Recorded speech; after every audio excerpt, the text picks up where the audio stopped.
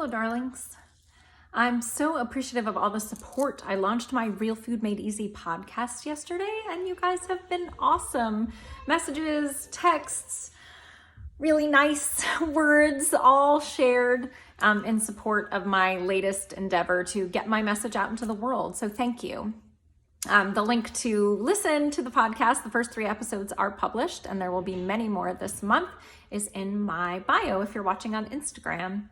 So I wanted to just pop in and talk a little bit today about eating, or more specifically, eating the things you don't want to eat, right? Like you have an idea of how you eat, and then in any given day, what you eat could be totally derailed by what's prepared, how you feel, what gets offered to you. There's so many variables. So I'm going to be digging into how to design your diet and get really clear on what works for you in my free challenge kicking off next week, Monday, September 21st. I'm going to go live every day at noon. Videos will be kept well under an hour. That's my commitment to you. And I'm going to walk you through the process that I engage in at least 4 times a year, once a season, to get super clear about what my parameters are, what works, what doesn't, what's a maybe, that's okay too, and how I want to show up with my food. You can't get through a day of all of the stuff that's being thrown at you stress-wise and food-wise without clarity. If you want to stay on track, if you want to be in high alignment, if you want what you say to match up with what you do, you need clarity. And I'm going to walk you through how I do that and get you super clear on the real food parameters for your eating.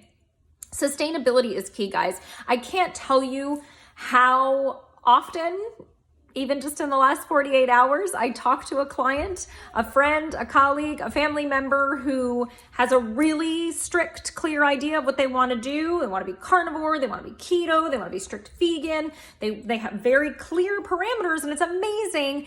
And it's not necessarily sustainable. This isn't to say that I don't know plenty of people who can't stick with AIP or the WALS protocol or any of these more challenging, strict protocols. In fact, I've done many protocols over the years, and I think there's tons of value in doing something strict for a short period of time. 30 days, 60 days, 90 days. Yes, yes, yes. The problem happens when we're like throwing ourselves on this strict protocol bus every Monday or every next morning and then falling back off of it again 2, 3, 4 days later because it's not sustainable, or because you didn't have food prepped and cooked, or because you're tired, or because you don't have boundaries and you're not taking care of yourself, you're taking care of everybody else. You can't do a really strict protocol if you're not committed to showing up for yourself in the kitchen. It's just not possible, okay?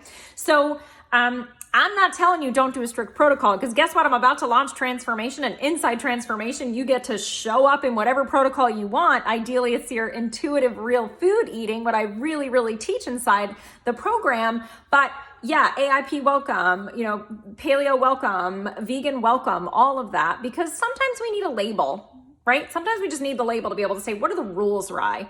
And I want to be able to stick to that diet. Great, fine. And all your other stuff has got to be figured out, or you have to be in the practice of figuring it out in order to be successful. Can we agree on that? Yes? So talking about I use the term non-negotiables. What are your non-negotiables, right? So you want to do paleo, let's say, right? But you keep eating bread. It's like not working out. Bread is not part of paleo, in case you didn't know that. So when I work with people, I help them get really clear on what those non-negotiables are, what the baseline. We got to start at the base, because say you're doing AIP and you're like, well, I'm not supposed to eat peppers, I'm not supposed to eat vegetables, but you end up eating bread. It's like the peppers are kind of the least of your worries if you're eating processed, refined, craptastic food. I'm going to go way deeper in the Design Your Diet Challenge next week. I really encourage you to visit the link in my bio and in this video to sign up. You want all this juicy goodness. But for today, I want to touch on the non-negotiable concept. How do you make yourself, I don't like that word, but that's often what we use. How do you make yourself comply with what you say you want to do? How do you stop eating the popcorn, right? How do you stop going out for lunch? Well, for me and for many of my clients, we get really clear on what those baseline non-negotiables are first. Before we start dicing up and taking out nutrient-dense real food that may or may not be a problem, there's a non-negotiable at the base that is fake food, not real food. For me, one of my non-negotiables is gluten. If you have allergies, you've got non-negotiables built in, right? If you're going to go into anaphylactic shock when you eat a peanut, peanuts are non-negotiable for you. If I'm going to spend 3 days on the bathroom floor crying and curled into a ball, gluten is a non-negotiable for me. It's not always that extreme. And in fact, in recent years, it's been much less severe, which tells me that I am healing my autoimmune reactivity to gluten. So yay. So, I get off track. Sorry about that. So what are your non-negotiables? What are the things that you eat, the crap, that throw you off completely, that send you into a tizzy, that make it impossible for you to even crave real food because you're just stuck in your kettle corn binge or your gluten-free Oreo binge? What are those things? Go ahead and type them into the comment box. I'll share what some of mine are. Factory farm meat and cheese has become a non-negotiable for me. Cheese, especially with dairy, like if I get some dairy, I just want all the dairy. Does anybody experience that? A lot of us have that with sugar.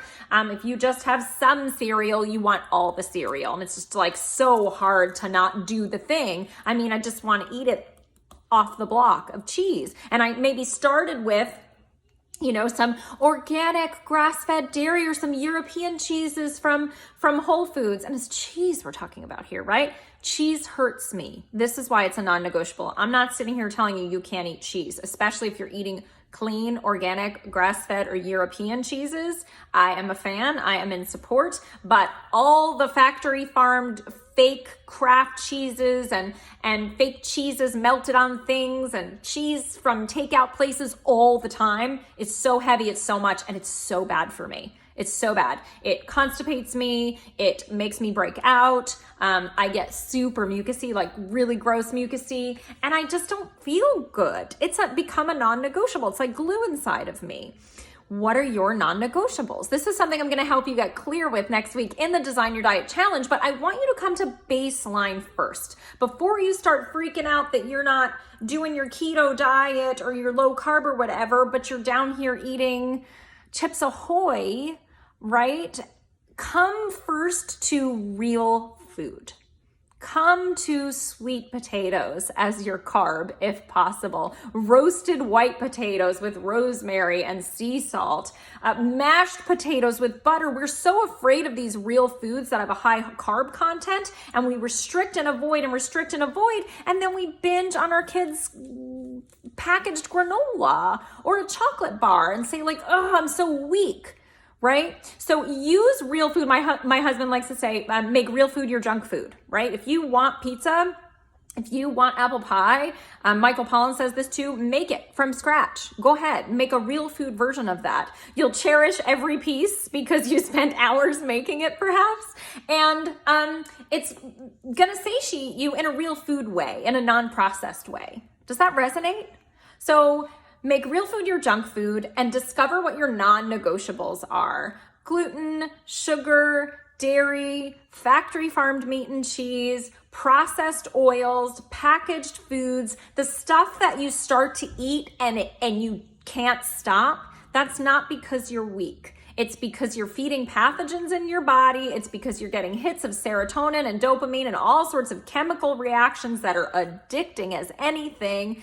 And, it's not your fault. Can we blame the food industry instead of blaming ourselves, please? It's not your fault. Come over to real food and then think about a protocol. Then think about getting really strict if that serves you. Anyone inspired to take some sort of junk out of their life and make it a non-negotiable now? Let me support you in doing just that next week. Sign up for the Design Your Diet Challenge. You can visit my bio at Instagram to do it. I'll post the link in the comments once this goes over to Facebook. And come hang out and get inspired with me. Get some coaching. Get some real practical advice for how to show up in the face of all the food craziness and all the emotional eating and all of the patterning that may be happening for you right now post-quarantine. Are we post-quarantine? Can I say that yet? after this year of craziness, let's get a hold of your food patterns. You can do this. You just have to choose it, and you just have to show up for yourself. I'm looking forward to supporting you. Thanks for watching this video, and have fun being intentional with your food stuff for the rest of the day. Hopefully this video sparked some food for thought for you. Remember, you're awesome. You're not bad. You're not doing anything wrong. Be kind to yourself and come back to real food. Thanks, guys.